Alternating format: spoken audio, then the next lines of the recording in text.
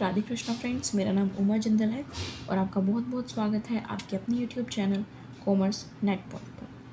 Friends, paper 2 commerce की unit 2 लेखांकन और अंकेक्षण, जिसकी लास्ट क्लास में मैंने आपको साझेदारी संलेख यानी कि पार्टनरशिप डीड के बारे में बताया था। और आज की क्लास में हम यह सीखेंगे कि साझेदारों के बीच लाभ का विभाजन किस प्रकार किया जाता है। तो आज की क्लास स्टार्ट करने से पहले मैं आपको बताना चाहूँगी कि आप मेरे Telegram group commerce net point को ज्वाइन कर सकते हैं।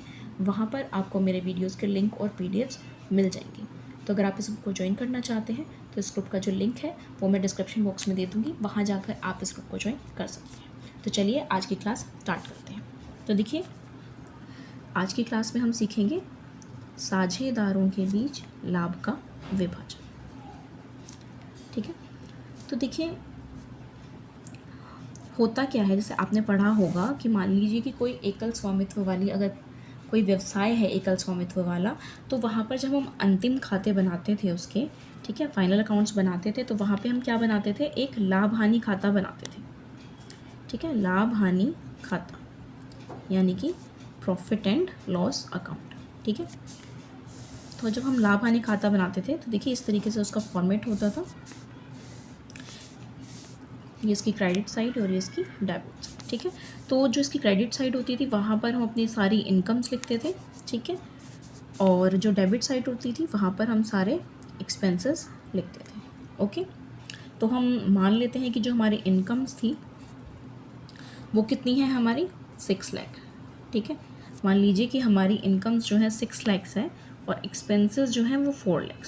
ठीक है, तो जब हम इनकम्स में से एक्सपेंसेस माइनस कर देंगे तो यहाँ पे हमारा क्या आ जाता था, नेट प्रॉफिट आ जाता था।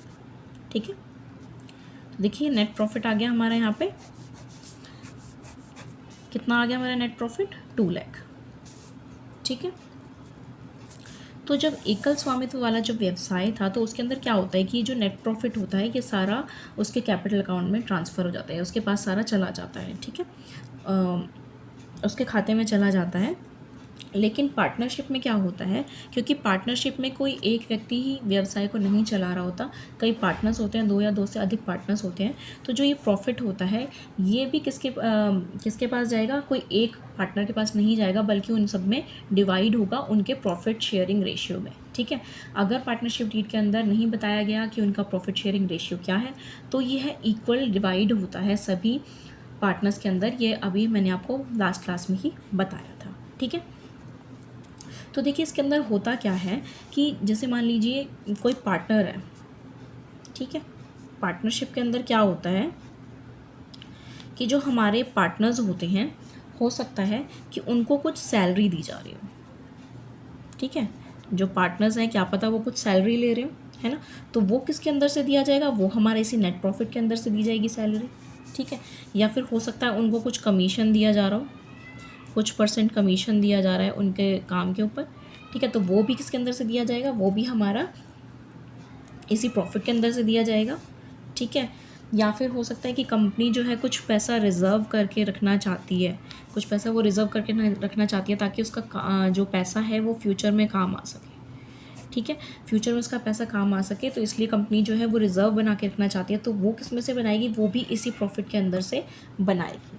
ठीक है, उसके बाद क्या होता है, जो पार्टनर्स ने अपने व्यवसाय के अंदर कैपिटल लगाई हुई है अपनी, ठीक है, हो सकता है कि वो उन पर कुछ इंटरेस्ट भी ले रहे हो। ठीक है, हो सकता है ना, तो इसलिए जो इंटरेस्ट ऑन कैपिटल है, जो भी हमारा इंटरेस्ट आएगा, जो भी ब्याज आएगा पूंजी पर, वो किस में से दिया जाएगा, वो भी हमारा इसी प्रॉफिट के अंदर से दिया जाएगा। ठीक है, उसके बाद जाकर जो भी हमारा प्रॉफिट बचता है वो क्या कहलाता है, हमारा डिविजिबल प्रॉफिट कहलाता है। ठीक है, वो क्या कहलाएगा, हमारा डिविजिबल प्रॉफिट कहलाएगा, यानी कि वो जो प्रॉफिट बचेगा वो हमारा पार्टनर्स के बीच में डिवाइड होगा। तो उससे पहले ये सभी चीज़ें जो हैं हमें प्रॉफिट के अंदर से निकालनी होती हैं। तो इसके लिए हम क्या बनाते हैं, एक profit and loss appropriation account हम बनाते हैं। ठीक है, profit and loss appropriation account. Profit and loss appropriation account, जिसे हिंदी में हम बोलते हैं लाभ हानि विनियोजन खाता या फिर विनियोग खाता। ओके, तो जो इसका फॉर्मेट होता है वो इस तरीके से होता है।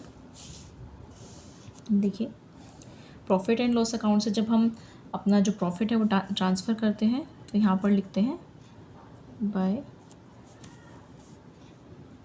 प्रॉफिट, ठीक है, by P and L account. जो भी हमारा प्रॉफिट है, कितना था हमारा प्रॉफिट, 2 लाख, ठीक है। तो यहाँ पर हमने क्या करा, प्रॉफिट लिख दिया, ठीक है।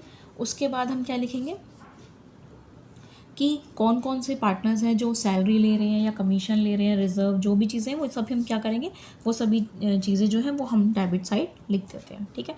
तो सबसे पहले हम लिखेंगे सैलरी।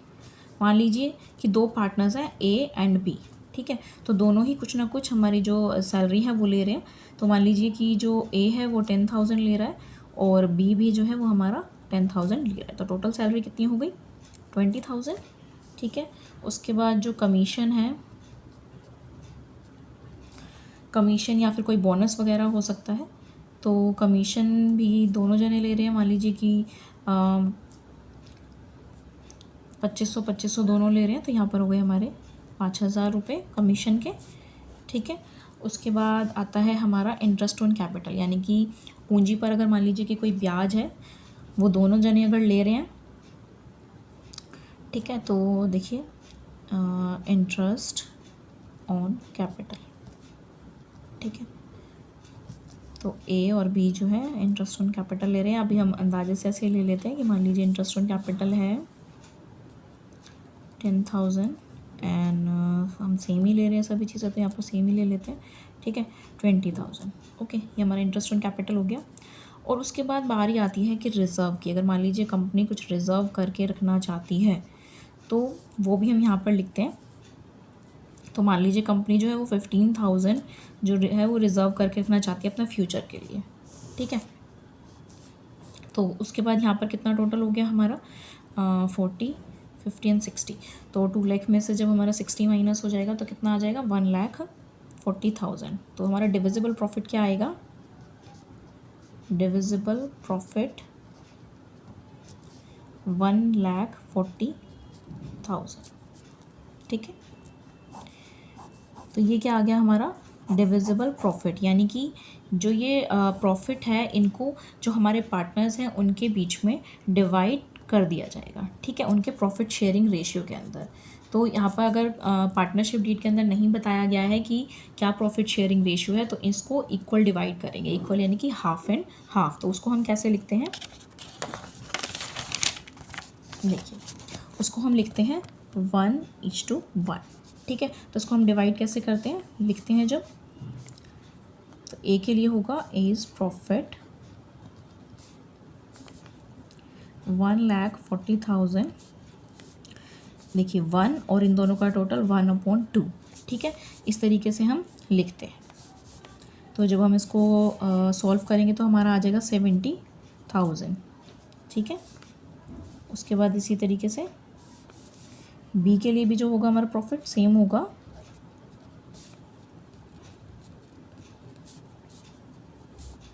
ठीक है, 70,000। तो ये तो बात थी जब इनका जो प्रॉफिट है वो इक्वल है, इनका प्रॉफिट शेयरिंग रेशियो अगर इक्वल है तब इस तरीके से डिवाइड करेंगे। अगर मान लीजिए कि इनका प्रॉफिट शेयरिंग रेशियो कुछ और है, जैसे मान लीजिए इनका प्रॉफिट शेयरिंग रेशियो है 3:2, तो हम कैसे निकालेंगे, तो देखिए लिए ए के लिए तब निकलेगा ए इज़ प्रॉफिट, ये होगा हमारा 3 और इन दोनों का टोटल अपॉन में 5, ठीक है, 3:2 इस तरीके से हम इसको लिखते हैं। और बी के लिए क्या होगा हमारा, बी के लिए होगा 2/5, क्लियर है। उसके बाद इसको हम क्या करेंगे, सॉल्व करके इनका जो प्रॉफिट है वो निकाल लेंगे, ठीक है। तो इस तरीके से जो है हम पार्टनर्स के बीच में प्रॉफिट या जो अगर लॉस होता है, प्रॉफिट या लॉस जो भी होता है, उनको हम उनके प्रॉफिट शेयरिंग रेशियो में उनके बीच में डिवाइड करते हैं, ठीक है, क्लियर है। तो आज के लिए इतना ही। आशा करती हूँ आपको मेरा वीडियो अच्छा लगा होगा। अगर आपको मेरा वीडियो अच्छा लगा हो तो प्लीज़ इसे लाइक कीजिए, और अगर आप मेरे चैनल पर नए हैं तो चैनल को सब्सक्राइब करिए और साथ में बने बेल आइकन को प्रेस कर दीजिए ताकि वीडियो अपलोड होते ही आपको नोटिफिकेशन मिल सके। और इस वीडियो को ज़्यादा से ज़्यादा शेयर कीजिए ताकि आपके फ्रेंड्स और रिलेटिव्स भी इस वीडियो से बेनिफिट उठा सकें। Thank you.